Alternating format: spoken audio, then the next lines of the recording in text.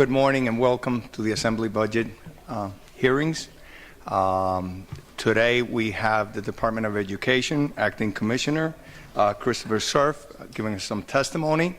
Acting Commissioner Cerf, the floor is yours. Chairman Prieto and Vice Chairman Scher, I'm very grateful to be here with you. Let me start by introducing my colleagues. To my immediate right, who runs his own agency, is Mark Larkins, who runs SDA, and I'm delighted to be joined by him. And we have a deal that all the hard questions go to Mark, so I'd be very grateful if we could all go along with that. But Mark, it's a great pleasure to be here with you, and if you could introduce your team, please. Good morning, Mr. Chairman and the other members of the committee. This morning I have present with me our Chief of Staff at the SDA, Jason Ballard, and also our Director of Communications, Ms. Kristen McLean. Thank you. And to my immediate left, I'm very proud to have our Chief of Staff, Dave Hespy, who is familiar to many of you, and Kevin Damer and David Joy, who are extraordinarily expert on the minutiae of the budget. So thank you for your help and attendance in this. So without further ado, perhaps I could make a few opening comments. And again, thank you very much for having me here with you today. Before we get into the actual budget, I thought it would be helpful to put it into some context across, after all, the purpose of the budget is to accomplish certain goals. And this is a very, I think, interesting state in the realm of education for a couple of different reasons. First, and I think most importantly, we have extraordinarily powerful and positive results if you look at the state in the aggregate. We compare very favorably to other states in the nation on tests like the NAEP and other sort of national indicators of success, and I never want a public moment to go without expressing my tremendous gratitude to the educators, the teachers, principals, and administrators who bring these kids those kinds of results. And yet, while we celebrate that, it is also important to look at the full picture. And there are a couple points that I would hope that the committee would bear in mind as we proceed with our conversation today. First is that those tremendous results mask a very different reality. There are a couple hundred schools in the state where children are failing at catastrophic levels. And it is, when I say catastrophic levels, people often focus on test scores, but test scores are just a proxy for life outcomes. In fact, researchers will tell you they're an extraordinarily tightly correlated proxy for life outcomes. And by that I mean lifetime earnings, I mean mortality rate, morbidity rate, contact with the judiciary system. It is absolutely the case in this state that zip code is destiny, and that birth circumstances are substantially predictive of your educational and ultimately life fate. And that is something that I know we all, regardless of party, believe is a morally urgent imperative that we need to challenge, that we need to take on, and we need to fix. The second thing that's worth mentioning is that we live in a very different world now than our parents and our predecessors in the state, and that it is not good enough to just be a graduate of a high school, to walk across that podium proudly in front of your parents and relatives and flip the tassel and take the diploma. That diploma has to mean something.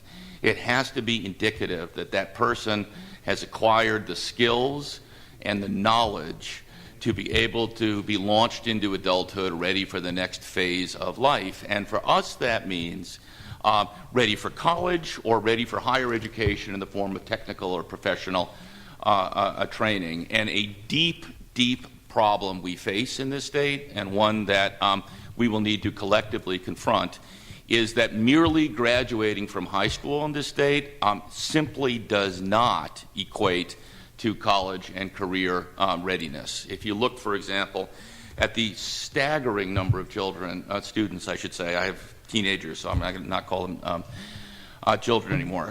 The staggering number of students who go on to one of our community colleges and holding that degree, often having passed our high school proficiency assessment, and nonetheless needing years of remediation in reading or math. And those students who start community college not ready for college level work, a pathetically small number of them ever complete the program. It's in, I believe, about 38%. So while we celebrate our successes, we need to be terribly honest about the work that lies ahead. So this was the context that I found when I started 13, 14 months ago. And the very first thing I did is I went to, frankly, our leading customers out there, if you will, forgive a commercial analogy, and I put a survey out to every superintendent in the state. There are about approaching 600 of them, which is its own interesting story. And I asked them a very straightforward question. I said, tell us the degree to which the work of the Department of Education contributes to our core mission of elevating student achievement and the number of students who graduate from high school, college, and career ready. So that's why we exist, right? Regardless of birth circumstances, to get children launched into adulthood ready for the next phase of life.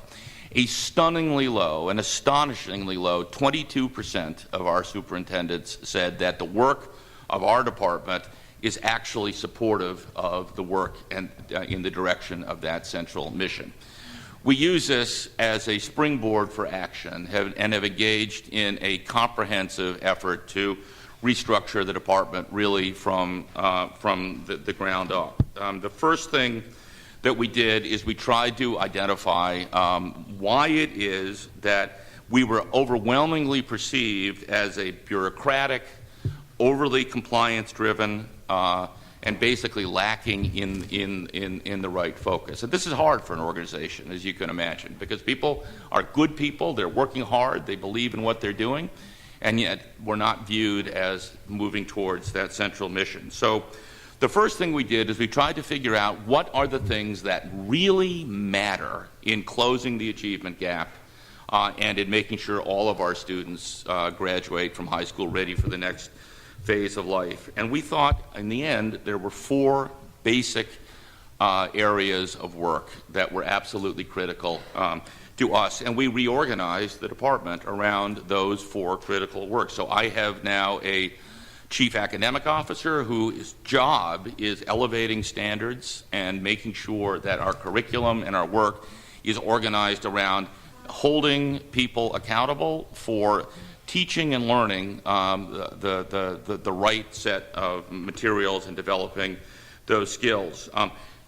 Talent, we think that investing deeply in talent, the effectiveness of our educators and principals is critical to the work. Who we recruit, who we retain, how we evaluate, how we compensate. All of these, like any large organization, including your organization, is highly dependent on the individuals who are actually in the front lines teaching children. The third is what do we hold people accountable for? It's a very complex question, but performance and accountability. What do we say about schools? What constitutes success? What constitutes failure? What constitutes in the middle? And how are we bathing schools in information that really lets them change what they're doing to meet any shortfalls or shortcomings that the data is revealing? And lastly, we felt and continue to believe that innovation is its own separate line of work.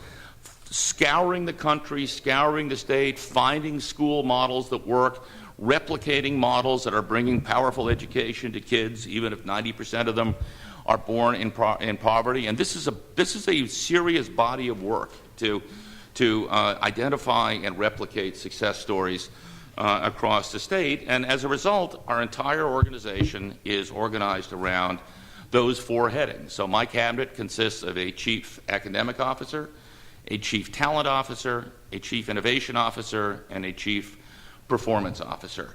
And the point of that is if someone is not working on those, they're probably not using the taxpayers' money wisely in the direction of what really matters, because those are the four levers of reform we are investing in. And we have done enormous amounts of work in each of those areas, which perhaps we'll have an opportunity to talk about as the morning proceeds. But I'm very proud of the work we're doing in developing a model curriculum, in rethinking the range of assessments that we're doing, in creating data flows right down to the teacher level that enable teachers to adjust instruction based on what they know children learned or didn't learn, as the case may be. A performance report for every school that is light years better than I think has ever been seen before in the state, and tremendous amount of work investing in teachers and training of teachers and developing a responsible way to evaluate where additional training and help will make them even better at what they do. The fifth area, in addition to those four levers, come generally under the heading of execution. Our analysis of the nation's work in this area convinced us that where this generally breaks down is not at the idea phase, but at the implementation phase. And we are very focused on rethinking how we are structured in order to actually get these big ideas down to the classroom. A central piece of this, which is actually reflected in our budget, is eliminating all of the silos in the department, which tend to be organized by either federal or state funding streams or by substantive areas like early childhood or certain compliance requirements, and building what we call regional achievement centers. We are searching for 7 of the finest educators in the state and in the country, putting them in charge of 1/7 of the state, or divided up, by the way, by students who are failing. So, in other words, we're allocating the work by where the need is the greatest, moving as many as 100 people from their line work in the central bureaucracy out into the field, in reading, in math, in school culture, in data analysis, and really focusing the work on where the need is the greatest for our lowest performing schools. And we take this accountability business very seriously. We are going to hold these individuals accountable for student gains. By the way, we, by the end of this year, will have closed approximately 10% of the charter schools in the state, because we think they're not delivering. While many charter schools are doing spectacular work, when they're not, that's the end of it. This is our job to take that seriously.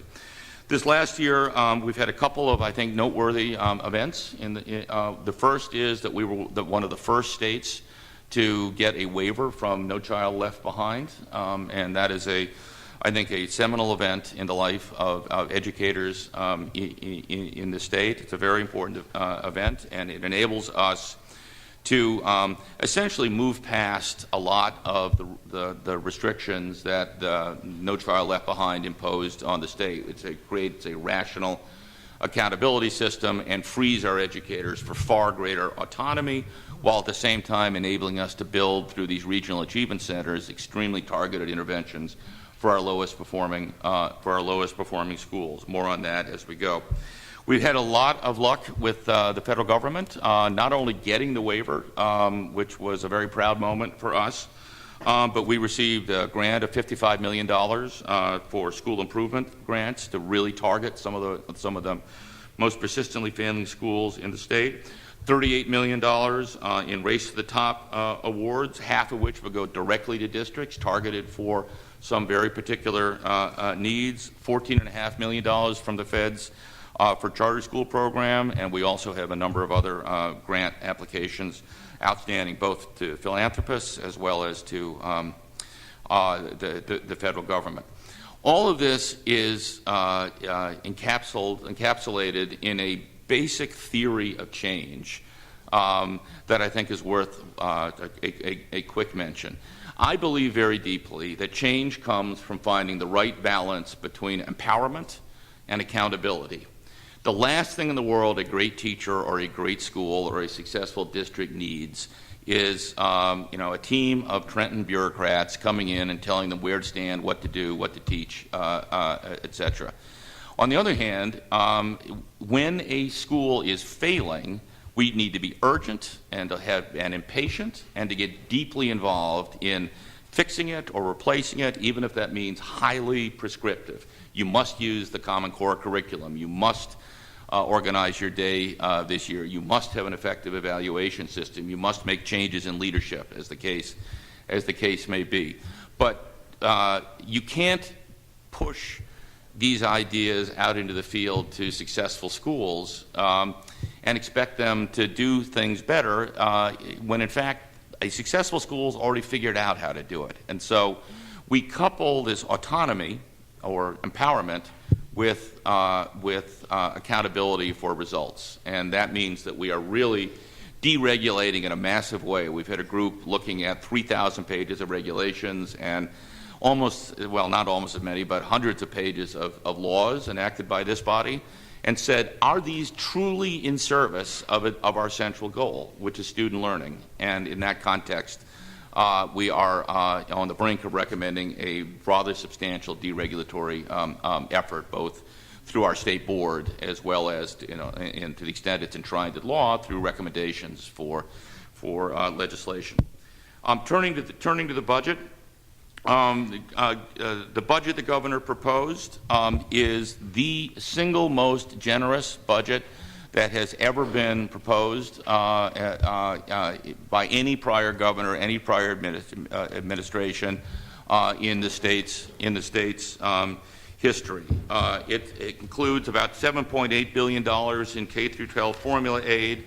This is an increase of about $135 million in terms of state aid. Roughly 90% of the districts are seeing an increase year on year as compared to last year. A central feature of this, and one, frankly, that the press has not, I think, sufficiently reported, is this is a restoration of your formula. Over the last 2 years, we have not, in effect, implemented the formula. Because of financial exigency, we've either gone down a fixed amount, several percent, or tried to recover by going up, as the governor did last year and as the budget did last year, go up by several percent. But it's utterly unnuanced. It doesn't reflect demographic changes, composition of students, number of students, and the like. So our core recommendation is to go back to the formula. And when we hit the button on the formula, it meant that most districts overwhelmingly were going up year on year. Moreover, when you take into account census changes, that is enrollment changes, and say, well, some districts have actually lost enrollment. Roughly half of the Abbott districts, for example, are actually it's 11 out of 31 actually are down in enrollment. When you look at it on a per pupil basis, there's only 62 districts out of nearly 600 that are actually down year on year. There are 4 specific and I think comparatively modest modifications that are proposed in the budget. Let me quickly touch on those. All of them are in your hands. They're part of a comprehensive budget proposal. You remember back in when SFRA was in contemplation and being designed, there was a great deal of thought given by a panel of experts called the Professional Judgment Panel as to what weights to put on the money. What do I mean by what weights? Essentially what that means is that any rational funding system has a foundation amount that is the amount that every child is funded to, slightly more for middle school, slightly more for high school, and then weights attached to that. So children with particular needs or particular sets of challenges get more. For example, and I'm just making this up, but if $10,000 was the elementary school foundation grant, and then a child from a district with 40% at-risk kids would have another $4,000 attached to that, or another $1,000 attached to that, depending on the weight. That's called weighted student funding, and that's the heart of SFRA. The professional judgment panels made a series of recommendations for what weights would be for at-risk children at different concentrations, for limited English proficiency children, as well as for some combination of those two. When it got into, forgive me, the sausage maker of the legislative process, the recommendations of the experts were ignored, and those weights were all increased by a very modest amount. So what we have recommended is going back to the only expert we have on this, which is going back to multi-years of experts and going back to the weights that the experts actually recommended. And they're very modest changes, by the way. And moreover, and this is a point that, again, I think might get lost in the shuffle, is while we made these modest adjustments to reflect the experts in the weights, we simultaneously have dramatically increased since 2009 the foundation amount, both for regular general education children and special education children. So when you combine the two, since 2009, our funding per child for every combination of at-risk and limited English proficiency is higher this year, and in many cases materially higher than in other years. Secondly, the second change is, and again through the magic of the legislative process, when SFRA was passed, a line was devised called adjustment aid. Adjustment aid was meant to be a transitional line of money to essentially make sure that the movement from the old way of funding to the new way of funding was buffered a little bit through a transitional period. It's now almost a $500 million line in the budget, and it bears no relationship, literally no relationship whatever, with adequacy, the constitutional threshold for providing a thorough and efficient system of schools. So what we have proposed is, over the course of the next 5 years, phase out 50% of adjustment aid, but only apply that rule to districts that are above adequacy. That is, we do not propose applying that adjustment to districts that are still catching up to adequacy or that are at adequacy.